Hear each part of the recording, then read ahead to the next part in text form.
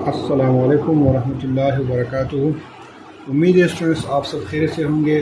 Students आज है unit number 1 में लेक्चर नंबर 4 और आज के इस लेक्चर नंबर 4 में हम इंशाअल्लाह कम्प्लीमेंटेशन लॉ ऑफ प्रोबेबिलिटी यानी लॉ ऑफ कम्प्लीमेंटेशन को आज के इस लेक्चर में हम इंशाअल्लाह एक्सप्लेन करेंगे और इस पर एक एग्ज़ाम्पल भी करेंगे।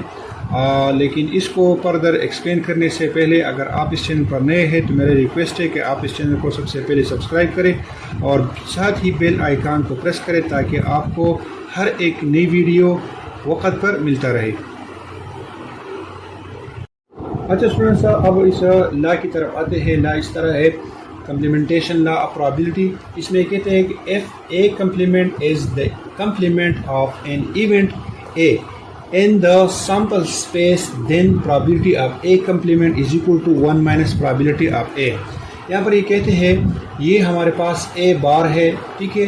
इस A बार इसी तरह कोई और इवेंट भी हो सकता है, B भी हो सकता है, C भी हो सकता है, D भी हो सकता है, लेकिन जिस पर ये बार हो तो उसको हम क्या कहते हैं, कम्प्लीमेंट कहते हैं।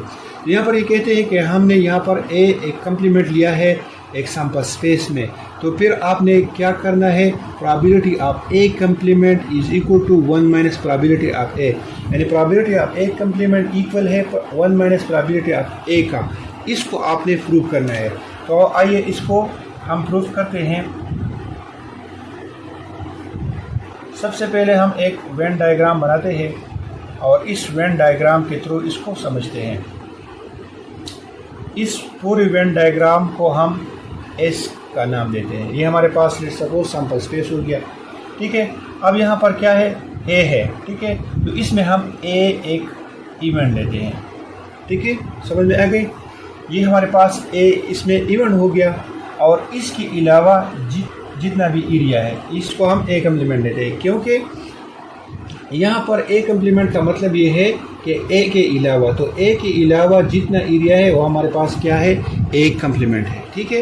यानी कम्प्लीमेंट जिस चीज़ पर हो तो उस कम्प्लीमेंट का मतलब ये है कि इसके अलावा, लेट्स सपोज हमारे पास 1 2 3 4 5 6 है और हम ये कहते हैं कि 6 कम्प्लीमेंट, तो इसका मतलब ये है कि 6 के अलावा यानी 1 2 3 4 5। इसी तरह हमारे पास हेड है और टेल है और हम ये कहते हैं कि हेड कम्प्लीमेंट, तो इसके मतलब ये है कि हमारे पास टेल है, टेल आ जाएगा, ठीक है, यानी हेड के अलावा, ठीक है। इसी तरह हमारे पास एक अकरम है, असलम है, अजमल है। तो अकरम, असलम और अजमल में अगर हम अकरम का हम कम्प्लीमेंट लेते हैं तो हमारे पास असलम और अजमल रह जाएगा, यानी अकरम के अलावा बाकी असलम और अजमल रह जाते हैं। तो जिस चीज़ पर कम्प्लीमेंट हो तो उसका मतलब ये है कि इसके अलावा। अब यहाँ पर ए और ए कम्प्लीमेंट का हम यूनियन ले सकते हैं, तो ये हमारे पास आ जाएगा ए यूनियन ए कम्प्लीमेंट और ये इक्वल होगा किस चीज़ के, सैम्पल स्पेस के। यानी जब हम इन दोनों को इकट्ठा करते हैं तो इससे आ जाता है सैम्पल स्पेस, ठीक है। समझ में आ गई? अच्छा स्टूडेंट्स, अब हम इसका प्रोबेबिलिटी लेते हैं, तो ये हमारे पास आ जाएगा probability of A union A complement is equal to probability of S, ठीक है। अच्छा, अब इस पर प्रोबेबिलिटी हम अप्लाई करते हैं दोनों साइड पे, तो यहाँ पर आ जाएगा प्रोबेबिलिटी ऑफ ए और यहाँ पर यूनियन है।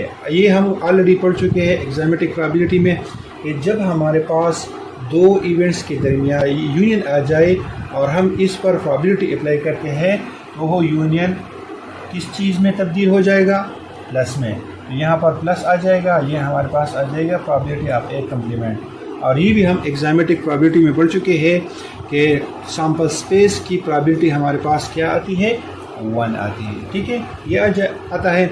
अब यहाँ पर हमसे क्या चीज़ मांगता है, हमसे मांगता है probability of A complement is equal to 1 minus probability of A, यानी ए कम्प्लीमेंट की प्रोबेबिलिटी ये चाहती है, ठीक है।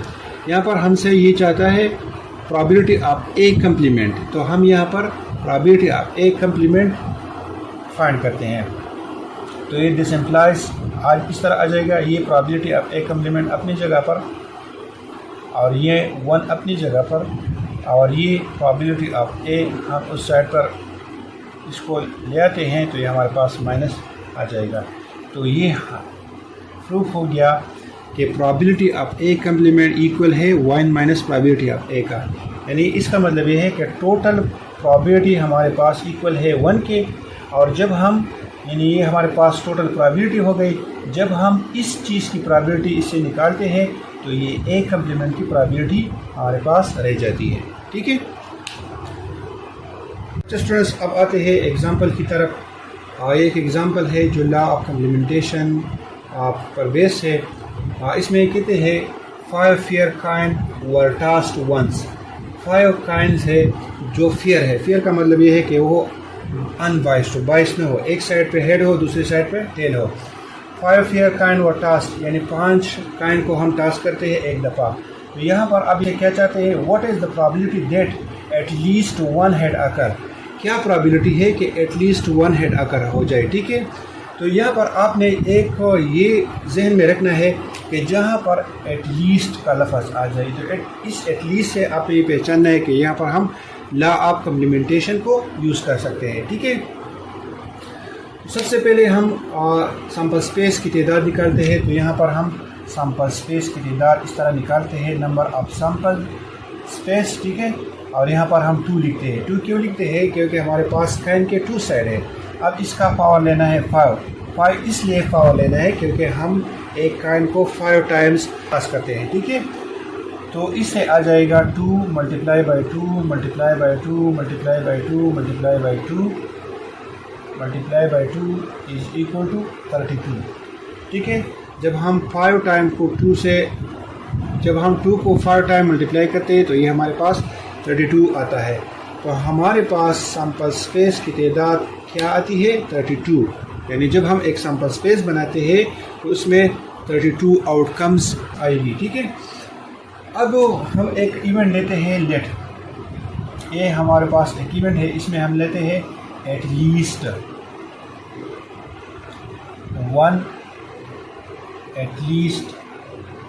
1 हेड अकर। ठीक है, ये हमारे पास एक इवेंट है जिसमें एटलीस्ट 1 हेड अकर हो जाए। ठीक है, तो अब यहाँ पर आप थोड़ा सा तवज्जो करें। एटलीस्ट 1 हेड का मतलब ये है कि कम से कम एक हेड आ जाए। तो यहाँ पर कम से कम एक हेड आ सकता है, 2 आ सकता है, ज़्यादा से ज़्यादा कितने आ सकते हैं, 5। 2 आ सकते हैं, 3 आ सकते हैं, 4 और 5 आ सकते हैं। ठीक है, तो अब इसकी प्रोबेबिलिटी को फाइंड करना थोड़ा सा मुश्किल हो जाती है। तो हम क्या करते हैं, यहाँ पर लॉ ऑफ कम्प्लीमेंटेशन लेते हैं और क्या करते हैं, हम एक और इवेंट लेते हैं और उसको हम ए कम्प्लीमेंट का नाम लेते हैं। और उस ए कम्प्लीमेंट में हम क्या लेते हैं, नो हेड अकर।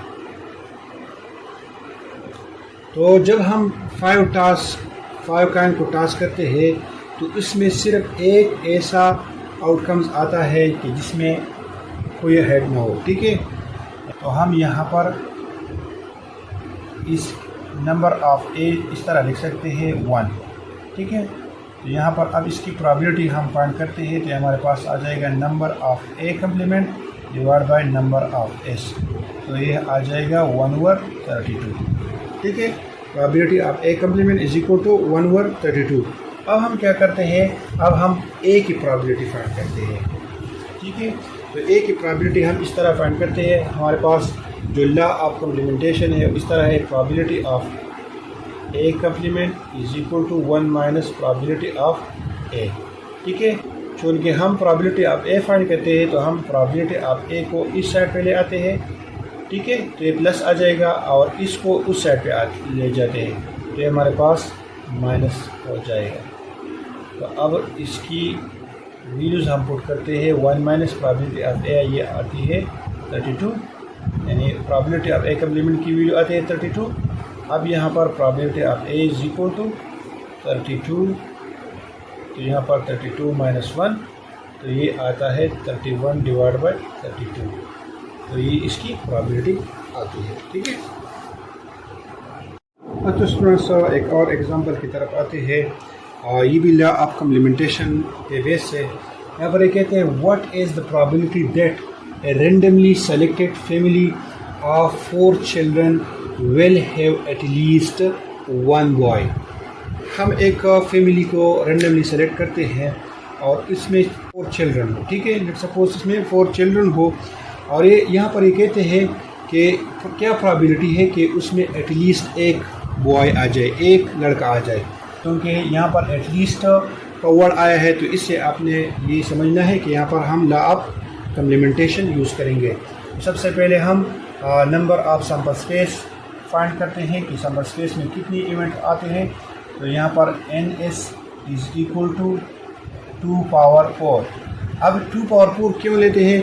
क्योंकि हमारे पास पॉसिबल आउटकम 2 होते हैं, या तो मेल आता है या फीमेल, यानी या तो लड़का आता है या लड़की, बॉय या गर्ल।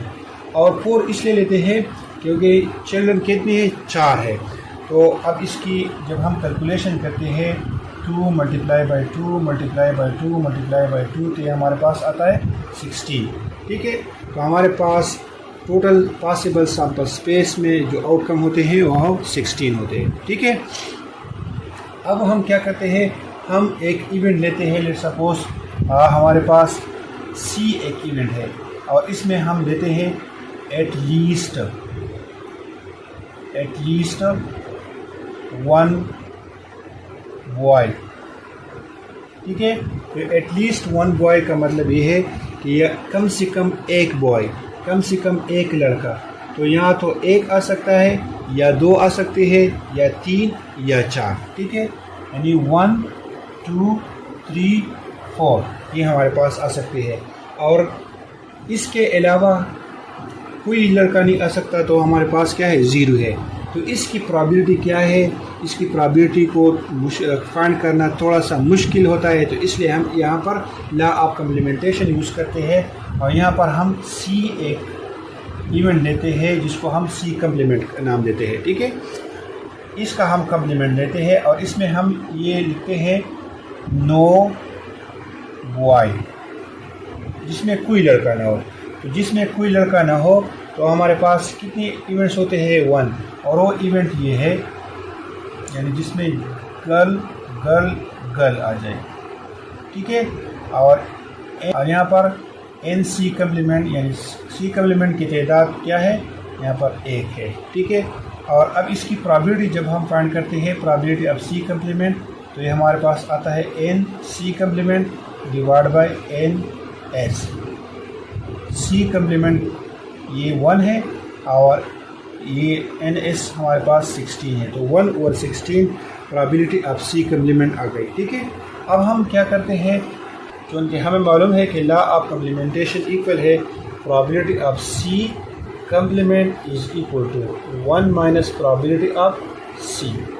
ठीक है, अब यहाँ पर हम इस तरह करते हैं, चूँकि हम प्रोबेबिलिटी ऑफ C फाइंड करते हैं, तो प्रोबेबिलिटी ऑफ C हम इस साइड पे ले आते हैं, तो ये प्लस आ जाएगा और 1 अपनी जगह पर, और इसको उस साइड पे ले जाते हैं, तो ये हमारे पास प्रोबेबिलिटी ऑफ C कम्प्लीमेंट हो जाएगी। ठीक है, अब probability of C is equal to 1 minus probability of C complement, ये हमारे पास 1/16 के इक्वल है।